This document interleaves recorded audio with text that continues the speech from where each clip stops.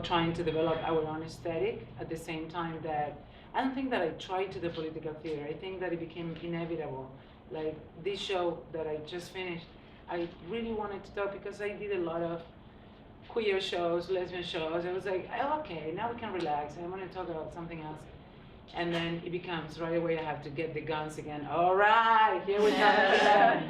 So it's I was just adding to the blurb the I don't know. She was so many things in the show. Yordis, she was the publicist, the stage manager, and then she became an actor in the show. So I was telling her we have to add because we feel we have to do it again. The show. I was trying to create a moment of community and not like singing songs and doing things that people need at this moment, like when you go to a march because you want to make a difference, but you also want to be surrounded by people who feel like you feel. So I wanted that theater experience to become that, and it became that. It was pretty unbelievable. So and I always been asking many panels since I started doing theater. So you preach to the converted, and I'm like, yeah, I do, because it is really important for us also to get, to experience that we are not alone, that we have a full community with us. Yeah. And the song that opens the show is Dear Converted, like, welcome to this moment of community. So I don't want to take all the time. No, that's right. That's a good start. So somebody else in terms of a little bit of your background and how you came to do theater in general, or the kind of theater you're doing now in particular? I think I'm gonna piggyback on her dictatorship, because I started doing theater when I was like 12. Can you say your name again? Debora. Debora. I started doing theater when I was 12, being exposed to, the community theaters here and there and all that. But it was also like the end of the dictatorship in Brazil, 1985. Wow. And I could not get over when I was doing a show that, the censors will come and sit down, show is completely done. And then you have to sit down, do your show, and then they sit down and they come and they say, well, okay, at the end of the show, they would take this line, this line, this line, you have to take this scene out, you have to take, and you're going up next day. So I could not get over that, not having a voice, not being able to express what we really wanted to express. So I think that was a necessity, to like keep going and say, like, when is this going to end? And 1985 came and it ended, and we were able to like, okay, now we can say everything we wanted to say. So I think that was an urge for me to do theater and follow. Can I add a little thing that comes to that? Because when I was in Argentina during the time of the dictatorship, we did a show. We were very young, very underground, like the underground of the underground. And we were doing a show making fun of the military, like it was really funny. And one day we came to the theater and the posters were ripped off, and the owner tells us, you cannot do the show again. And we were like, oh my God, we went to have coffee, and we started laughing because we were like, oh shit, they're afraid of us. Like, so it was a moment that was kind of depressing, but it was phenomenal to see that. And this is sad, but it's also important to remember, like the first people who were disappearing in Argentina were the activists and the artists. They were going for the artists right away. So that is something that when I was very young, showed me that we do have a power, even if we don't realize. We think, there's 30 people sitting there, but the way that connection happens in theater is unbelievable. It's powerful. So yeah. So in line with that, in terms of background, we've heard from the two of you your background, but also what influenced you to create the kind of theater that you're creating today. Taylor, you're creating all kinds of stuff, and you just won a prize for a really extraordinary piece that you did. So in terms of influences, do you want to, like, did you just did I happen just to come start out of the doing womb this, with or eyelash glue on? Yeah. I also did children's theater, and the children's theater had a man who had been he dropped out of Juilliard, he was famous in our small town because he went to Juilliard. But he dropped out because at the time I just thought it's because he got kicked out and he couldn't cut it. But now I realize, no, he was a gay man in the 80s, in the early 80s when the AIDS epidemic, and he probably had an emotional breakdown and fled. Yeah. So that's my take on it anyways, in hindsight. But he brought all this kind of New York energy with him, and he did a production of Elizabeth Swado's Runaways. And it was the first time that as a young kid I experienced theater that wasn't selling me a particular status quo. And so it opened things up to me. And later when Liz became a mentor of mine, and she said that's the reason she wrote it, was so kids would have that exposure to something like that.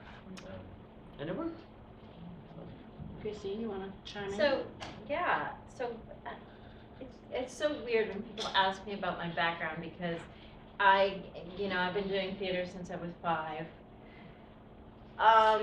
And I started out really traditionally, and I still do a lot of mainstream theater, as well as, not so mainstream theater. But I started out like most, white middle class kids doing theater at 5, did theater in school, went to undergrad, did theater in undergrad, and then went to graduate school. But as a disabled person, growing up, I didn't realize that was a big deal. Like, I'm just like, I'm an actor. I want to be an actor. I want to be a singer. Well, why wouldn't anyone accept me in that role? And it wasn't until, I think, because all through school I did theater, I sang, I was a very good student. I was encouraged to continue my studies. Then when I got to undergrad, I kind of figured out, people don't really want me here because I don't fit into that box and they don't know what to do with me. And I've started hearing rumblings about maybe you should think of doing something other than being an actor, because it's going to be really hard for you. And sort of I've never taken the easy road, so I've told them to fuck themselves.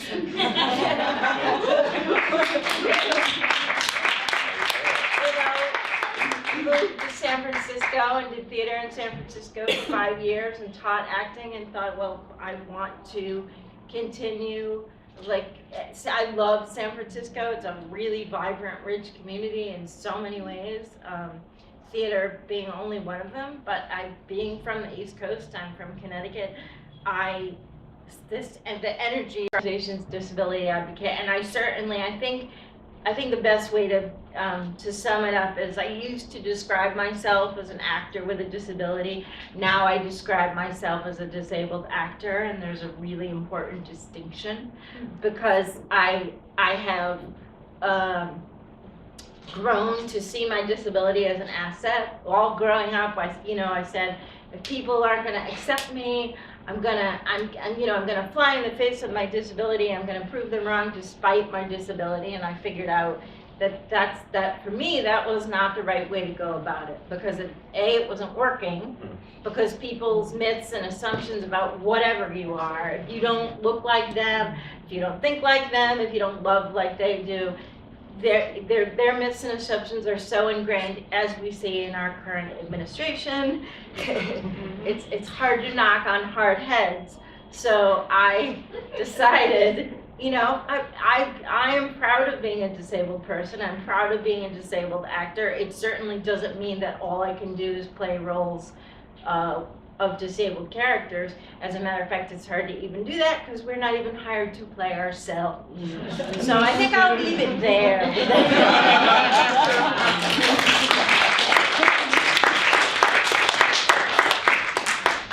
Oh my goodness, I don't know what to say to you. I have so many stories I could tell.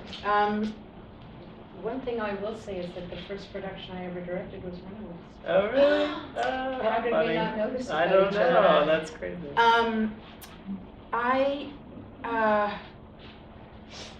I fell into theater. I didn't mean it. I was myself a runaway, and I ended up working, as a young person I was a runaway, and then when I hit my late teens and early 20s, I was working in this housing project that had been really good to me in my free finding a place to live days, and I just started doing musicals with them, community theater musicals.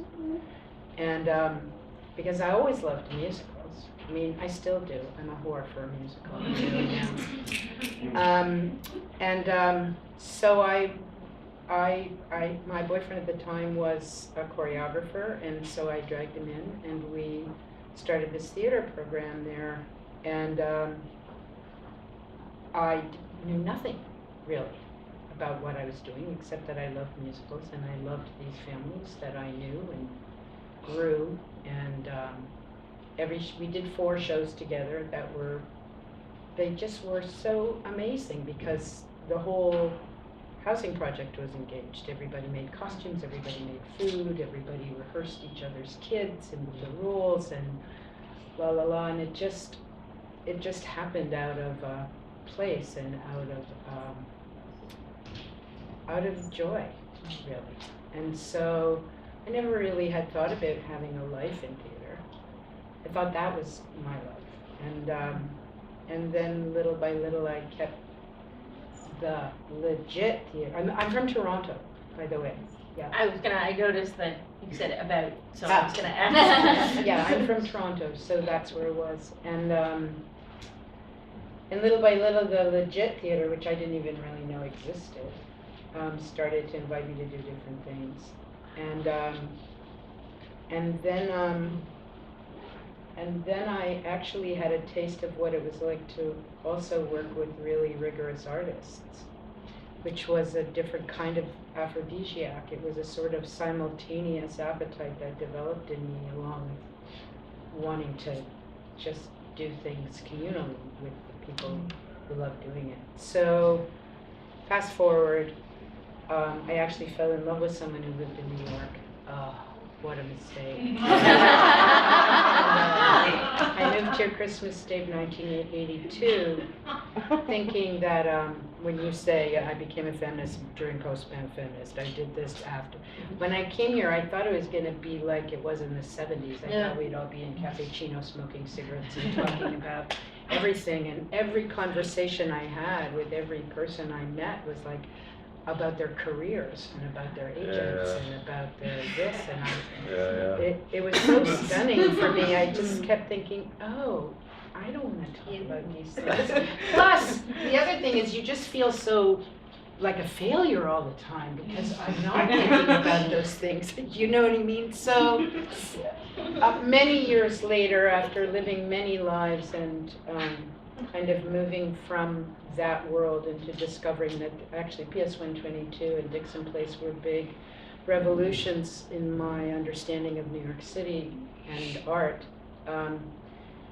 And I started a theater company called the Foundry Theater, which was the theater company that I always thought there would be millions of, that I could come to New York and be a part of, which was in some way, I'm like you, I've never thought of making political theater, but I'm a political person. So you always end up making it. So, well, no, I mean, I don't always. I mean, I think art is political by itself, even if you're talking about shoes, you know, I really do. I mean, I think it's love, so that's political.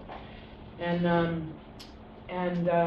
even when it's not so loving to get it up on the stage, but it's still love.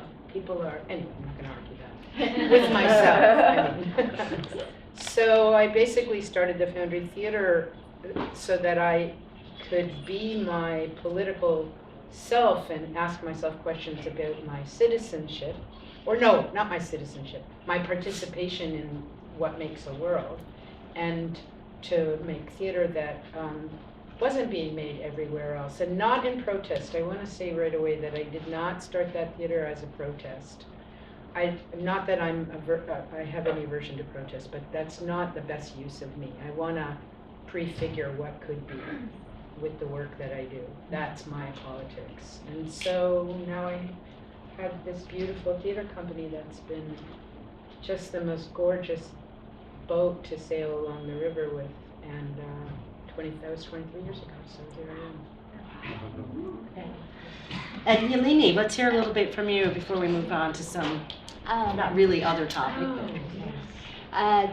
It's actually Yalini. I'm sorry, Oh, no. thank you. With the Yalini, kids I work yeah. with, we say Yalini, Yalini, taking over like a colony. But like a bee colony or an ant colony, not an extractive. So I a lot of different similar threads. So I also started in children's theater when I was 12 years old. I was supposed to take a typing class. I never properly learned QWERTY, but I did. I had to take something else as well that summer, and there was a theater class, and the person who taught it ran a theater company and was like, come audition, and that's how I got addicted.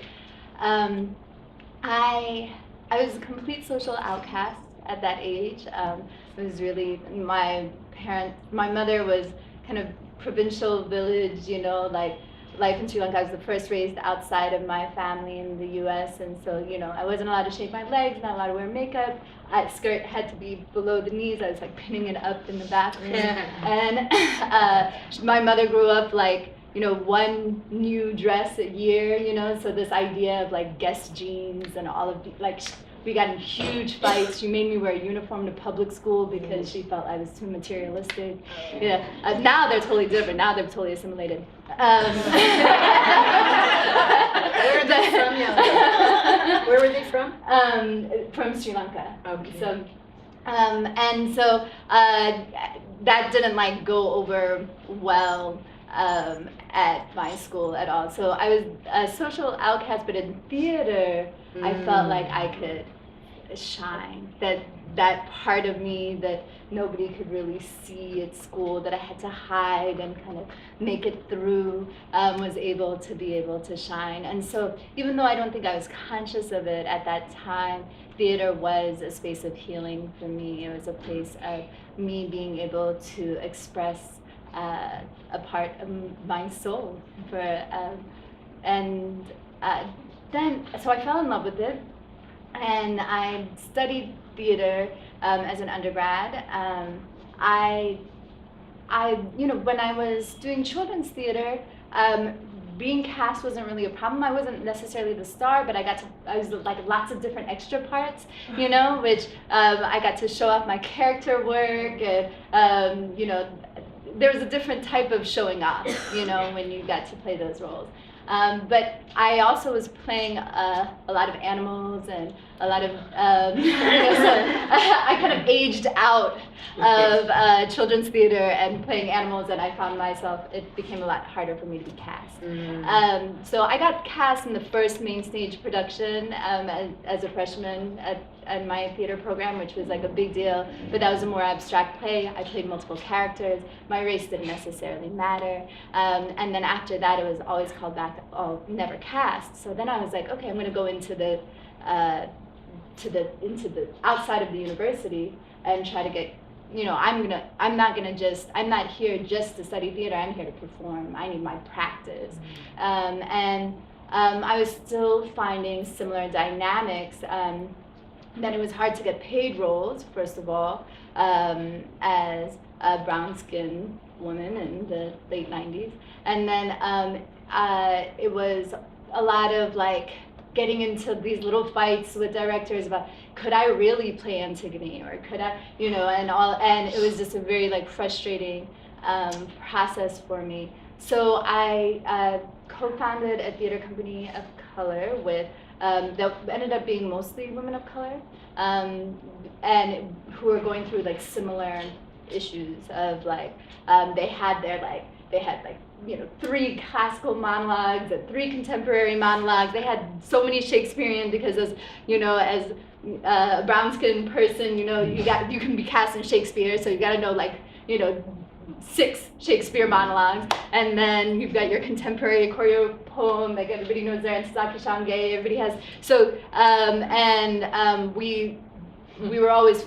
we seemed like we had like 20 monologues memorized in comparison to our white counterparts, and we're still like always called back, never cast, and I was in this kind of blurry racial category where I was often like asked to audition for black roles, or like I was competing with black actresses for like Pit the Butt and the Crucible, you know, and I did actually, you know, get cast in a gospel musical and was like in different productions that I felt like were the role was actually intended for a black woman, and I started to feel like that was strange, and I just didn't feel ethical to me as well. So I found by founding our own theater company of color, we also started intersecting with the spoken word community and the hip hop community, and started writing our own work and performing our own work, and that's how I started writing the work that I began to perform.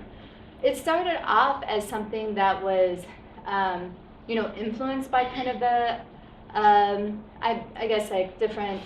I was involved with like ethnic studies movements on campus, and things that were rooted in racial justice, identity, you know, thinking about gender and sexuality. And so at first it was just about telling my own story as a queer woman of color growing up in the U.S. As I started delving more into that work, and also I think as a movement, somebody who's also highly influenced by dance and theater, dance as well as theater. Theater was my craft, but dance was my passion. But I didn't think, I started dancing around formally, I started taking like ballet and jazz around 12 years old. I had done some folk dancing, koolatam, when I was younger than that. But I thought that to be a real dancer, you have to start when you're 3 years old. So I was just like, well, you know, I dance because I love it, but it's never going to be like my profession. But acting, you know, theater, that's my craft. That's something that I can excel in. But I do also think that there's something about being really rooted in body work and I do work from what I think people would consider a spiritual frame as well, where I think there's like an unlocking of certain history and body memory that also happens. And I think the combination when I started talking about my own experience, it started leading me to having to engage in a Sri Lankan politic. And I recognize that that's not necessarily a trajectory of every person who is of Sri Lankan Tamil descent who's raised in a diaspora, but for myself it very much was. It became a journey about looking at intergenerational trauma, and then eventually I had to really tackle the politics of Sri Lanka. Sri Lanka was in civil war until 2009, and so then in 2000 is really when I started writing work that related to my experience as a person of Sri Lankan Tamil descent, my own family history, and the impact of the war on our own family. And it also started to put me in conversation with people who were contending with the war in Sri Lanka. And I found myself extremely critical of the dominant politics within my own community, as well as the dominant Sri Lankan national politic. Which politically is a precarious position. A lot of folks who started influencing me, who had gone through being political and visible in the 80s and 90s within a Sri Lankan context, had gone through their friends committing suicide, being assassinated, being disappeared. They were very, very cautious with me about just not coming out with my politics so publicly because of the fear of being marked, of not being able to navigate certain spaces, being slandered, and actually being in danger for having the political views that I had, both as somebody who is critical of all armed actors, including the rebel group that represented my community, as well as like the Sri Lankan army and the government, as well as being somebody who's queer. So theater and performance within that context became a way to be a ghost, to be discreet. It was before the iPhone and everything was captured. So I could perform in somebody's living room. I could perform in, everything had to go through the censor board in Sri Lanka, but political theater artists would kind of open up spaces and small spaces and have these kind of secret invite-only performances. Or if somebody was bold, there was somebody who was bold enough who didn't care, would, had me also perform publicly at a university. But I performed in everywhere from like refugee camps to living rooms to convents to wherever I could open up the space to have these conversations about things that were being heavily silenced within our communities. And to also make an intervention in the diaspora, because the money that allowed for the war to continue in Sri Lanka was coming from people in the diaspora. The rebel group that was representing our community was funded by Sri Lankan Tamils who had been affected by the state policies in Sri Lanka, who had been traumatized by that, but weren't necessarily being accountable to people who are currently living in Sri Lanka. They were more like being, frozen in their own trauma of how they were being impacted, and like, okay, we have to give money, but not necessarily thinking about the consequences. So actually, that's a little bit, kind of a good segue. We've got a whole range of reasons why people went into the theater. Get your kids signed up into children's theater right now. That's all I can say. It's why conservatives are so terrified of a liberal arts education, right? This is what you get when you have, when you have that. But it is also, there are limits to what we can do. There are considerations, financial, spiritual, in terms of sustaining the work. There's the reality, the practical reality. So, Melanie, you have a pretty well-established institution behind you. You've started. I have an organism. Organism, okay. And Debora has just recently created another organism. She's birthed another organism, the Punto Space. The third one.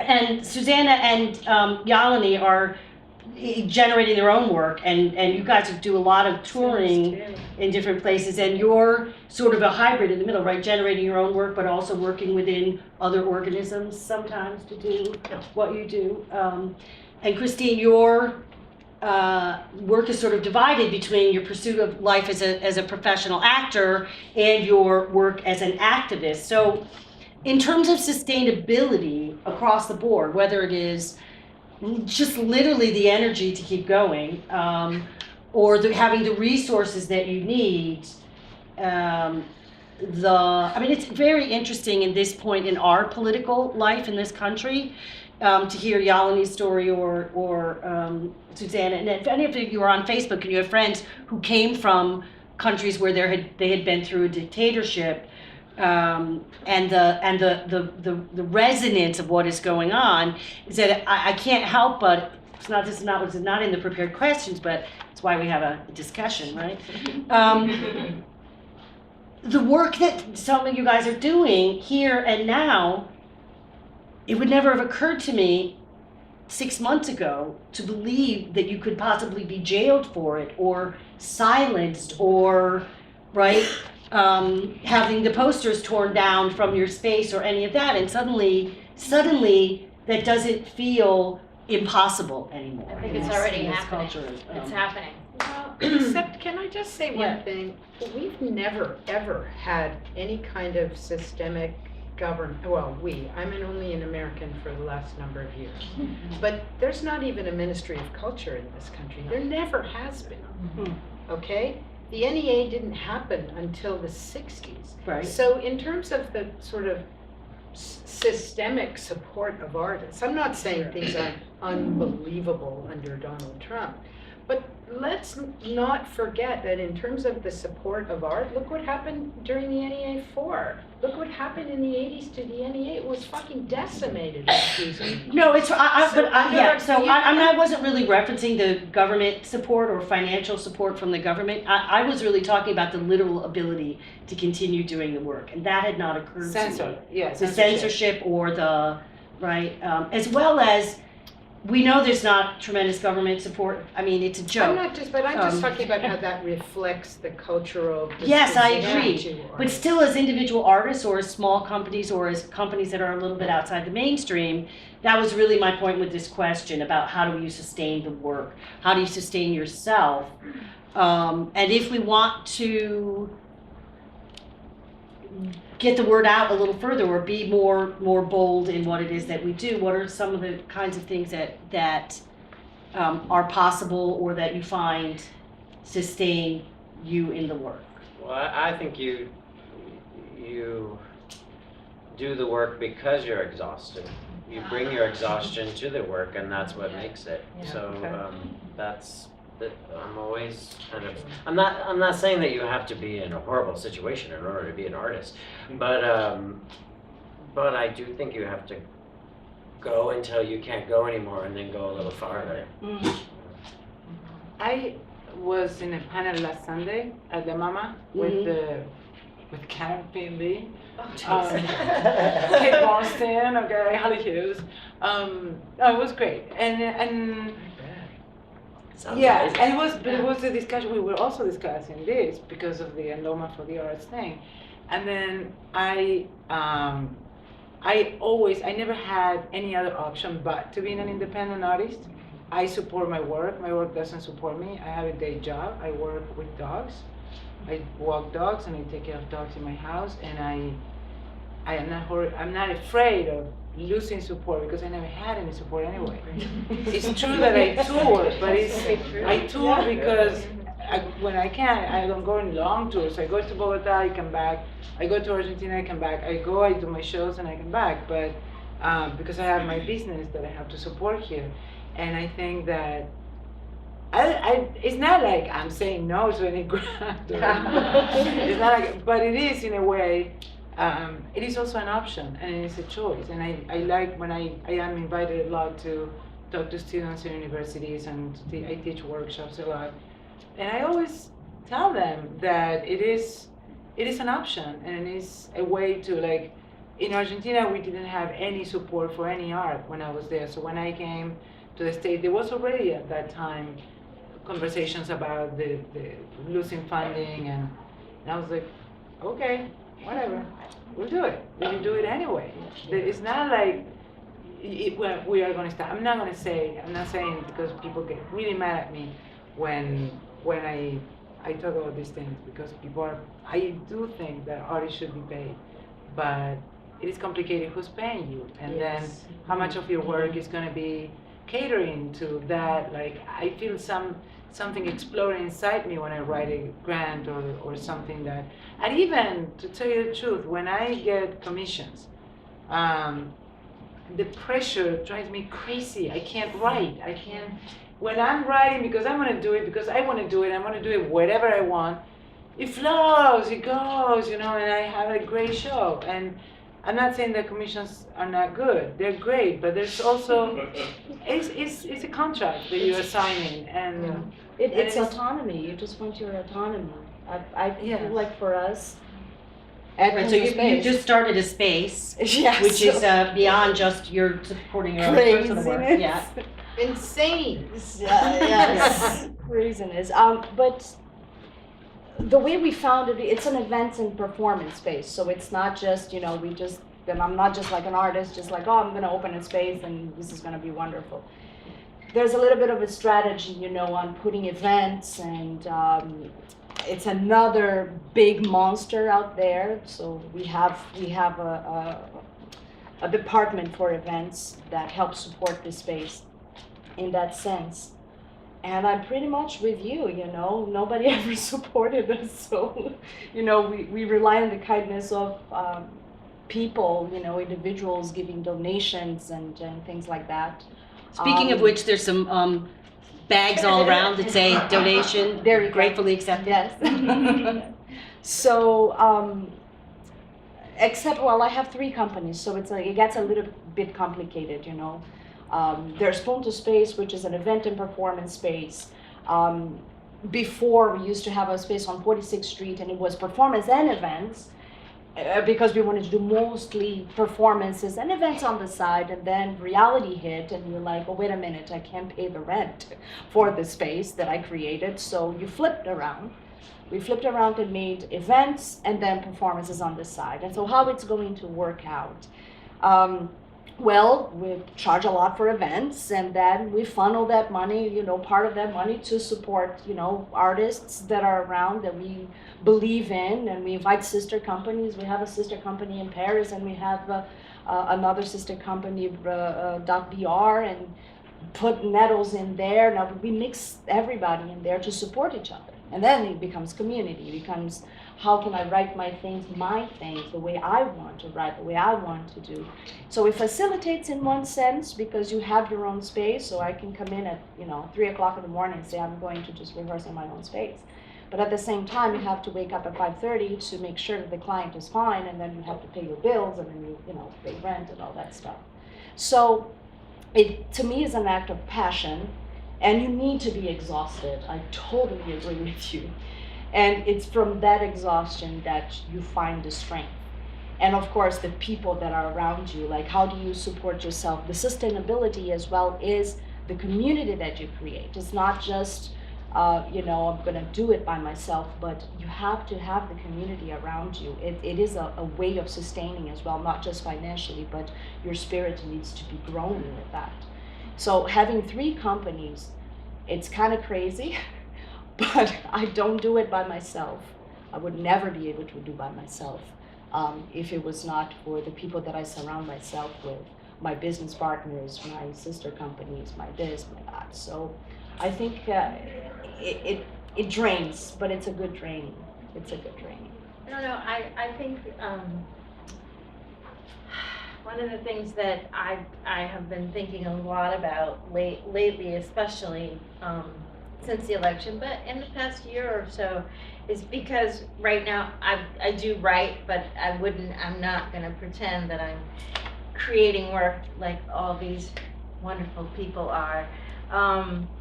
But the importance of solidarity within all of our different groups is what's really important to me now, because we're getting hammered. All of us are getting hammered in a way that we haven't seen for so long. That I think unless we all support each other, even if it's not like our main focus, you have your own company and what you're doing is your focus. Your underrepresented group is your focus, and that's where you're going to focus your energy. But I think that we need to all start being responsible to each other, to really sort of opening up our thinking. And maybe it's because of my advocacy work isn't just relegated to disabled artists. I advocate for everyone. So whenever I'm at movements, grassroots social justice movements in this world, in this country, I'll speak even more specifically, are so much farther ahead of artists and arts organisms and arts institutions in terms of their understanding their interrelationships and the intersectionality of their work with somebody else's. And it's not this kind of liberal, I feel for you because da-da-da. It's really understanding a kind of building of what another world might look like. Another world is not only possible, it's actually happening in many ways.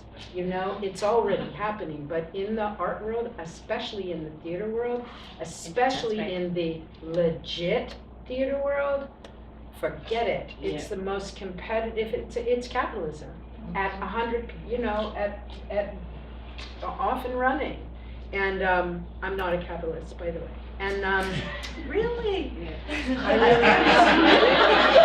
I'd be surprised if anyone on this panel was. To tag on also to what you were saying, I think this kind of intersectionality in terms of how do we show up for each other at the barricades? It isn't that. I can't even speak to it. It's an endless search for discovery about how we can exist in a spectrum that's moving forward together. Right. Yeah? How do we recognize the endless widening of our people, as opposed to who's in charge, who are the leaders, the leaders are freaking right here, sitting right beside you. So, we are. I'm sorry, it sounds so preachy, but we really are those leaders. Period. And then in terms of survival, I think I want to jump on it because of this in some way, and also because of something that you said, which I loved, which is there's a lot of I say I'm not a capitalist because it relates to this. I actually I really love paying artists. I just love it. To me, it's almost as good as making art. Okay? And so, I mean, how fabulous is that to be able to take money and make sure people can have health insurance and pay for their kids' babysitters and do that kind of shit. It's like, ah. So, in terms of sustainability and my capacity to, and that also means raising money. And I'm never worried that I'm going to have to do what those foundations tell me to do, because I'm never going to. So that's not, I'm never going to. It's not possible for me to do that. And I'll answer their metrics however they want me to, and to piss me off and whatever. But basically, I feel like they're lucky to give the Foundry their money. They're really freaking lucky. We are never going to waste it. That's great. Never. And I feel like our economic sustainability, which has been, I mean, it's changing because the foundation world, has got this art and social justice new vision, and their metrics are pretty grotesque. But the economic sustainability of what we've been doing gives a lot of freedom. Okay? And I also am really turned on by artists in particular who have straight jobs or who have other ways of making their life, because they're not that I don't pay them, because they're working for the Foundry, so they should be paid, but I'm really turned on actually by that kind of autonomy, I must say. I really am. It's a choice. And it doesn't mean you're any less professional or any less talented. I mean, we all get caught up in the fucking crazy. Thank you for saying that, because often I feel that way as an artist. I feel that way, that's the perception is, oh, you have a real job, Oh, and then please. you have this other thing that you do. Well, no, I get paid for both things. I just get paid for one more than the other. When Melanie talked about the metrics with foundations, that is a fundamental change. Susan Croft in her presentation earlier today talked about what happened in 82 in England when Margaret Thatcher came in. What happened here in 1980 when Ronald Reagan was elected, right? Yeah. And all kinds of things in terms of the way, not just government funding, but even foundation funding. But this is when suddenly the metrics, suddenly you had to count, it was like being a bean counter, but also the definition of what it meant to be a professional theater artist was how much you got paid. Yeah. And if you were a professional theater company, if you didn't have paid staff, if you didn't pay X amount for artists or whatever, it is something that New Perspectives has struggled with, because we just celebrated our 25th season in a much, much smaller context than the Foundry ever could. Please, we're pretty small, Melody. No, I know, but we've chosen the autonomy in a different way, right? Got it. Because and it's for all of these issues, which is one of the reasons why, just from a very selfish point of view, I convened this panel. So that I could talk to them about these things. 25 years. There's so many roads up the mountain. Yes, I know. Roads up the mountain, right? Yeah, and so one of the things we did here, we talked about intersectionality, inclusion. I think everybody that's on this panel, that's the work involves that. And working from a passionate place and from a place that is ultimately political, because it's coming from our beliefs and the way we live our lives. But one of the questions that I had in looking back at the stuff from London, and also, if we're back in the 80s, the idea that topics, what was taboo, we heard some really raucous stuff this afternoon in some of those excerpts. That a lot of that has been conquered, certainly in what we would call downtown theater or independent theater, or the work that you guys are doing in different places. But how much of that, I mean, I know the work is not done clearly, the advocacy on behalf of disabled artists, stuff that we thought was long past being an issue, suddenly in the last year, not just in terms of the election itself, but the dialogue around it. And that is this a fight we have to re-have, or do we just keep going in the direction we're going in? How does it become part of the mainstream? The commercial, because now you're sort of seeing a little bit of colorblind casting, but you're like one or two people who are, once in a while you're seeing some. I mean, I'm constantly amazed at what is being revived on Broadway, and I love Kevin Kline, but Private Lives, really? In 2017, I was like, what is? It almost feels like there's two different worlds of theater here, so just in terms of all the things you've talked about. I'm a real huge fan of that we're not wishing for the world to be a certain way. We are revealing how the world is. Right. And so I'm not, when I make my work, I'm just exposing things. That's all I'm doing, and including the form. That's what is interesting to me. It's like, how can the form be a manifestation of the world that we want, but also the world that is hidden? And so that's the thing that I don't see a lot of downtown or uptown. Yeah. I don't see Anywhere. people grappling with how form is so intrinsic to manifestation. Right. Except for the Foundry. Right. Well, I think there are a few other places that are doing that. But I think also it's inherently theatrical to deal with the form, and I think that is, I would agree, that for many, many reasons, theatricality in some neighborhoods has a bad rep, and yet it is the heart and soul of this work that you guys are. I mean, the work you all do is very theatrical. What do you mean it has a bad rep? What do you mean by that? I think that some people, I mean, I'm just speaking from my experience with working with the training that actors receive or that writers get, is that they feel that they cannot, I mean, if you talk about Commedia, which I know is influences writer, you talk about really Subtlety is a privilege. Yeah, and The people of color, people, minorities, queers, white, people, we cannot afford subtlety. So subtlety is a privilege, and what the Yes. trend in theater right now is that everybody talks around the subject instead of at the subject. And so it's all celebrating subtlety and treating subtlety as authenticity instead of expression as authenticity, and we're not allowed to express ourselves. I agree, and I think that there's a strong ritual element that comes out when you do that.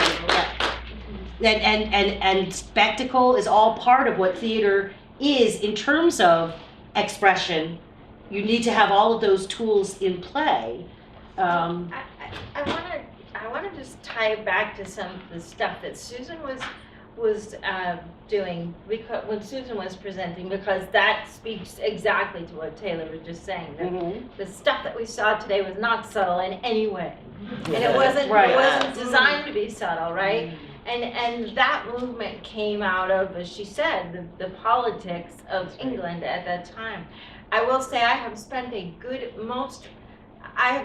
the better part of my theatrical career working in the UK, because the UK accepts me in a way that the US does not. Yeah. And so there is, and Melissa can attest to that because we've gone together. And we actually sat on a panel where we talked about this stuff. And there is a certain amount of privilege in countries like the UK and Australia and anywhere in Europe, because there is federal funding for the arts.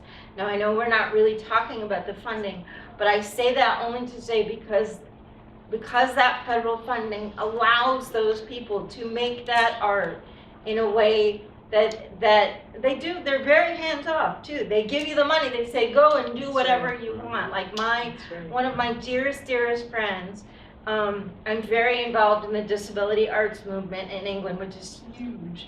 One of my dearest friends is now premiering her brand new musical, The Assisted Suicide, the musical, at the Melbourne Comedy Festival. And she's changing the landscape of the conversation about assisted suicide in the UK and across the world, and we're trying to get it to New York. But I just, that those movements are happening in other places, I think, more than they're happening here, although there is a burgeoning disability arts movement here in the US, mainly right now in Chicago, I'll say. But part of it is funding. And part of it is sort of, we still look at disability under the medical model, which means the onus is on me to fix myself. The onus is not on society to embrace me. And I think that's a huge difference, because in other countries, it always was about agitprop. It always was political, and that's why that theater, it has an exciting, it's not more exciting, but I think it's less about the commercialness, except for the West End of the theater, and more about screwing form, and because they have something to say. And whatever the form is that's going to be the best expression for what they have to say is what they're going to use. Right. I think that applies to everything here, though, too, and it's probably part of the old Puritan ethic, right? That if you're poor, you have to fix yourself. If you're of color, it's your problem. You have to deal with it. If you're disabled, if you're a woman, right? Pre-existing conditions, as a female. So yeah, I think that's I think we can't get away from the economics of it, right? And I've been a working artist in New York since 2000. I've never had a full-time job, but I've had multiple income streams consistently. But it also meant that I was without health insurance for many years. Yep. And in New York City, you have Bellevue, you have Callan Lord, you have a lot of other options, but in a lot of other places, there aren't those kind of options. But I think for me, part of what it means for me to be a radical artist is that I want to shift human economies from economies of extraction, exploitation, violence, war, destruction, to an economy of nourishment, creativity, interdependence, and love. And I want to do that through my art, and I also see that reorganization of human societies as one that includes self-determination for all peoples.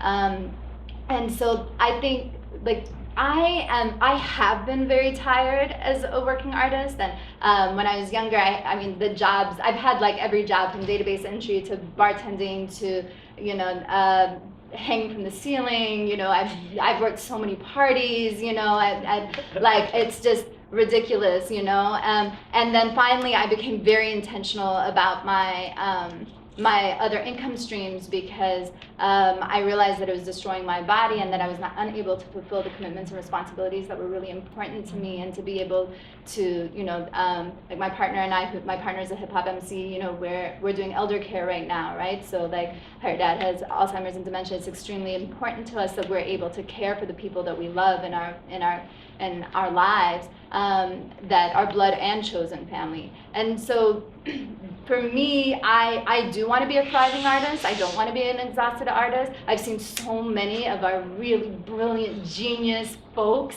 stop, disappear, or just, their spirit fade because of the economic situation. So I do think that it is about shifting the economy, which is a larger, ambitious goal. And then with that, though, I think that it is about a larger platform. To me, I am interested in, or having a deeper impact, right? So in a Sri Lankan context, I needed to do it underground for safety and security reasons. And we may need to see ourselves, not using tools like Facebook as much for our advertising, or being very like, intentional about like what art is public, what art we allow everybody to know what's going on, and then what work are we being a little bit more discreet and disguised about how we're reaching people. But for me, I am, yes, knocking on hard heads, right? It's not effective, but there are a lot of waiting hearts out there. And I think